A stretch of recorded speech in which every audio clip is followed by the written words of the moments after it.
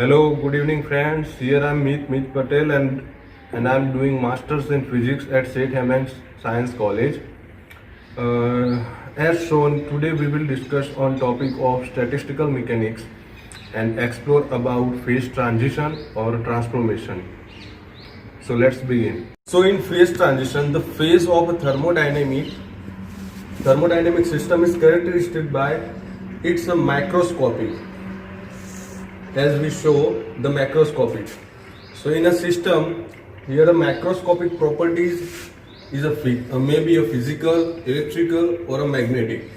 Okay, so let us show us some examples like a water. Water has a three phase. It can be a solid, it can be a liquid, or it can be a gaseous form. And the second example is iron. Iron can be a magnet when we attach magnetization, and it can be a non-magnet when we not get magnetization. And some of the metal can conductor and a superconductor.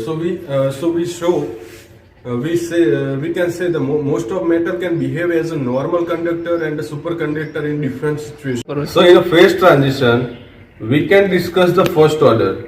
So here the first order, if substance need to transform in one position to the another position or another phase, we need to give an additional energy.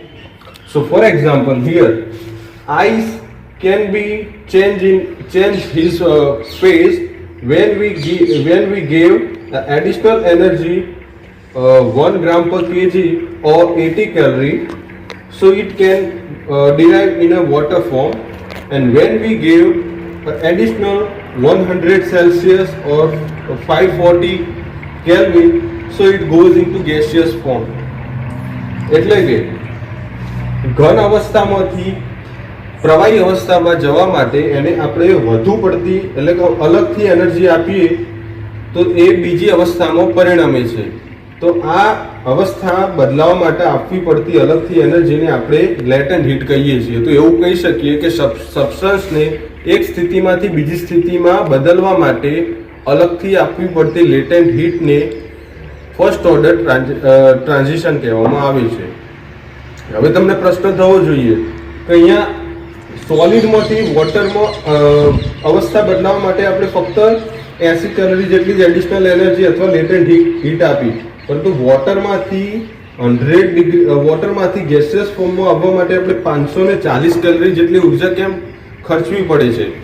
તો એનો જવાબ એ છે કે પહેલું તો latent heat. તો latent heat આપણે એટલા માટે આપવામાં આવે કે કોઈ પણ અવસ્થાના બે મોલિક્યુલર વચ્ચેનું આકર્ષણ તોડવા માટે.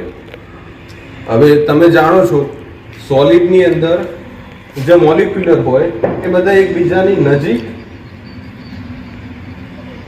અને યોગ્ય રીતે બનેલા હોય. હવે એને આપણે લેટન્ટ હીટ આપીએ તો એ વોટરની અંદર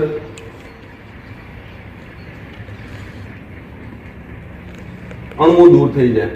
પરંતુ ગેસિયસ ફોર્મ એવી વસ્તુ છે કે એમાં વધારે પડતી હીટ આપવી પડે ત્યારે જ એના મોલિક્યુલર વચ્ચેની જગ્યા વધે તો જે ગેસિયસ અથવા વેપર ફોર્મની અંદર પરિણમે છે.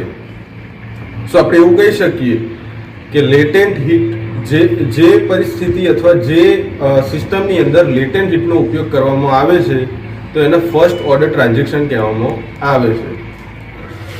Solid denoted by N1, liquid is denoted by N2, and gaseous form is denoted by N3. And we gave the enough latent heat, we denoted by LF. So as Gibbs energy per particle, here is G stand for Gibbs energy, N stand for number of particles in the system, and the G is a Gibbs energy per particle. So in this equation, G is equal to G into L. Suppose the Gibbs energy of if we consider solid and liquid transformation, so suppose the Gibbs energy is a G1 plus G2 and the number of particle N is N1 plus N2. So using equation 1, G1 is equal to N1 G1, G1 is equal to N1 G1, and G2 is equal to N2 G2. So using equation 2, now we use this two equation in equation 2. So G is equal to N1 G1 plus N2 G2. G is equal to N1 G1 plus N2 G2. So here we can see del N1 is equal to del N1 plus del N2 is equal to 0. તો તમને પ્રશ્ન થવો જોઈએ કે del N is equal to del N1 plus N2 is equal to 0 કેમ લીધેલું છે? કેમ કે જ્યારે સોલિડ અવસ્થામાંથી લિક્વિડ અવસ્થામાં પરિણમશે ત્યારે મોલિક્યુલર વચ્ચેનું અંતર વધશે, પરંતુ મોલિક્યુલરની સંખ્યા તો સમાન જ રહેશે. એટલા માટે આપણે del N1 is equal to del N1 plus del N2 બરાબર 0 લીધેલું છે. જો del N 0 થઈ જાય તો del N1 is equal to minus del N2 બની. તો આપણે જોયું કે number of molecular del N is equal to del N1 plus N2 is equal to 0. કેમ કે અહીંયા number of molecular A constant છે, ચાહે સોલિડ ફોર્મમાં હોય કે લિક્વિડ ફોર્મમાં હોય. તો હવે del N બરાબર 0 રહી લઈએ તો del N1 બરાબર માઇનસ del N2 બનશે. હવે ઇક્વેશન 4 ની અંદર del N1 is equal to minus del N2 ની કિંમત મૂકીએ તો del G is equal to G1 del N1 plus G2 del N2 બરાબર 0. del N1 ની જગ્યાએ માઇનસ del N2 મૂકી G1 G2 common G1 G2 અલગ કરીએ અને del N2 એ કોમન કાઢીએ તો G1 minus G2 into del N2 બરાબર 0 બનશે. હવે અહીંયા બે અવસ્થા જોવા મળી, G1 minus G2 બરાબર 0 બની શકે અને del N2 બરાબર 0 બની શકે, પરંતુ del N2 not equal to 0. કેમ કે જ્યારે અવસ્થા પરિવર્તન જોવા મળે ત્યારે મોલિક્યુલરની સંખ્યા તો એના જ રહેવાની. તો આપણે એના લીધે del N2 બરાબર del N2 not equal to 0 લઈએ તો G1 minus G2 is equal to 0 બને. G2 ની કિંમત આ બાજુ લઈ જઈએ તો G1 is equal to G2. આ આપણે જોયું સોલિડમાંથી લિક્વિડની અવસ્થામાં ફેઝ ટ્રાન્ઝિશન. એવી ને એવી રીતે લિક્વિડમાંથી ગેસિયસ ફોર્મ અથવા વેપર ફોર્મની અંદર જો ટ્રાન્ઝિશન કરવામાં આવે તો એ same for a water to vapour તો G2 is equal to G3 જોવા મળે. હવે આપણે ઇક્વેશન 8 ને ઇક્વેશન 9 માં જોયું છે કે G1 is equal to G2 અને G2 is equal to G3. તો એવું કહી શકીએ કે G1 is equal to G3 is equal to G3. એનો મતલબ કે અવસ્થા સોલિડ લિક્વિડ અને ગેસિયસ ફોર્મમાં હોય તો આને આપણે સ્ટેટિસ્ટિકલ ફિઝિક્સની અંદર ક્રિટિકલ પોઈન્ટ તરીકે કહેવામાં આવે છે.